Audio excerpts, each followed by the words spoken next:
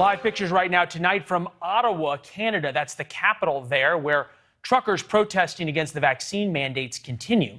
As far as our reporter there can tell, and as we've seen today, same as the past week, it has been an entirely peaceful protest. And now America is feeling the effects. Solidarity protests shut down the Ambassador Bridge, which carries hundreds of millions of dollars in commerce a day between Canada and the United States. And some plants in the United States announced closures due to lack of parts from Canadian factories.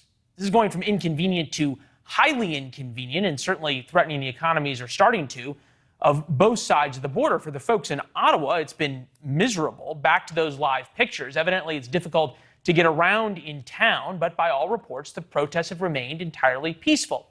Literally peaceful, people playing hockey in the streets. Yet, listen to one of the city councilwomen describe the situation. This is treason. This is way bigger. This is a group of well-polished, professional people that are trying to overthrow the government. It's really an insurrection.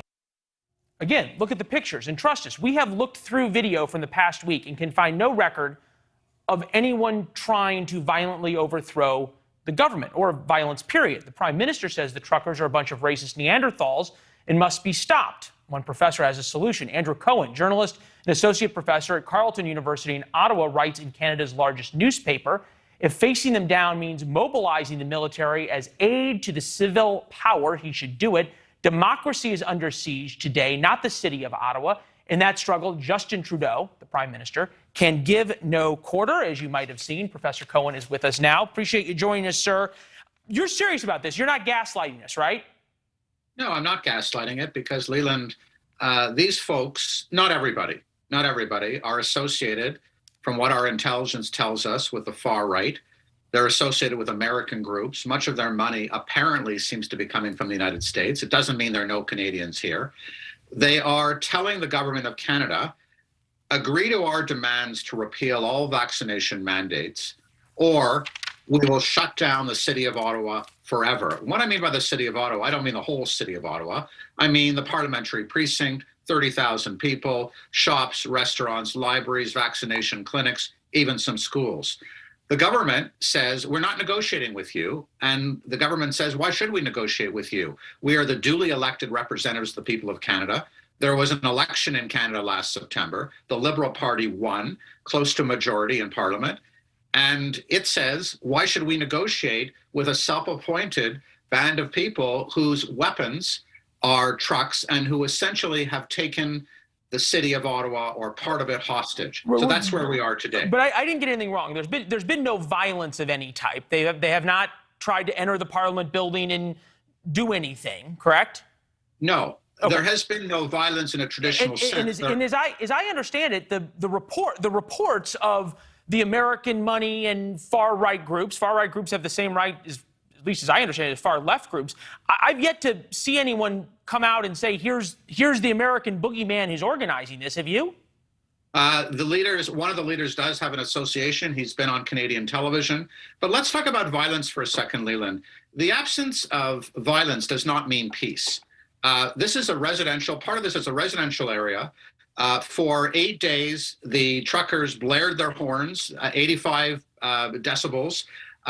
There were reports of intimidation. The diesel fuel was fouling the air, fireworks at night. I'm saying mainly a nuisance, but they have said they will not leave until the government agrees to their demands. How else do workers, these are frontline essential workers, how else do people petition the government for redress of grievances if it's not a protest? Is there anything that these people could be protesting that you'd say that's important enough for them to shut down the streets of the capital for? There are many ways they can protest, Leland. We have a lot. This is a capital city. I've lived in Washington and Berlin and London, and I've seen protests everywhere. This is a capital city. They're welcome to protest. There's a large Parliament Hill, like Capitol Hill is a large lawn. They can sit there from now to the spring if they'd like to. But when you bring trucks and weaponize them, there are some people who think... Forgive me, when I think about weaponizing a truck, I think about driving it through a crowd. I don't think about parking. 1 minute.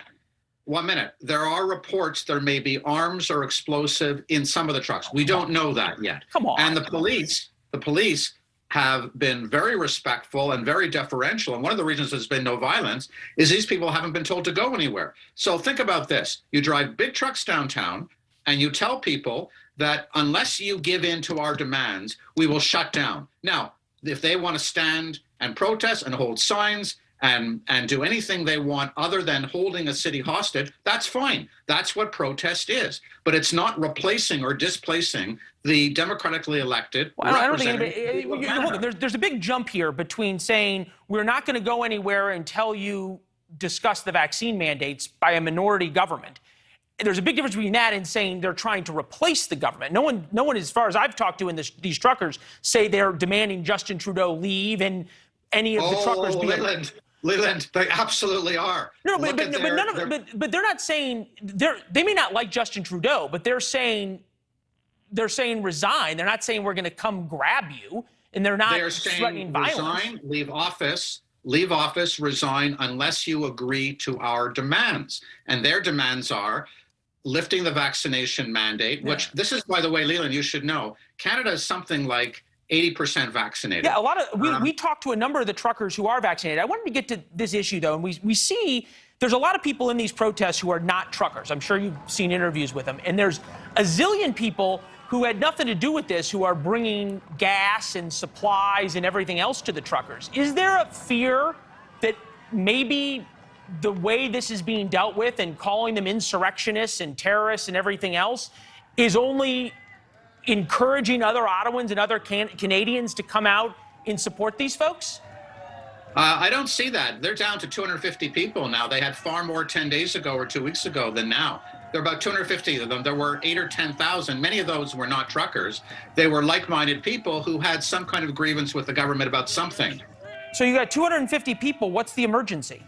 The emergency is they have parked trucks in downtown Ottawa, which have prevented people from working, which have closed shopping centers and restaurants and denied people a livelihood, including people I know, and have shut down vaccination clinics and libraries and have brought life in the parliamentary precinct to a halt.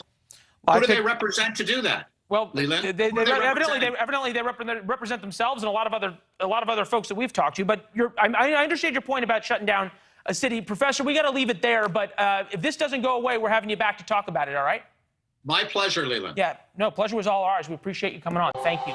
Thanks for watching. Click the red subscribe button below so you can get more of NewsNation's fact-driven, unbiased coverage.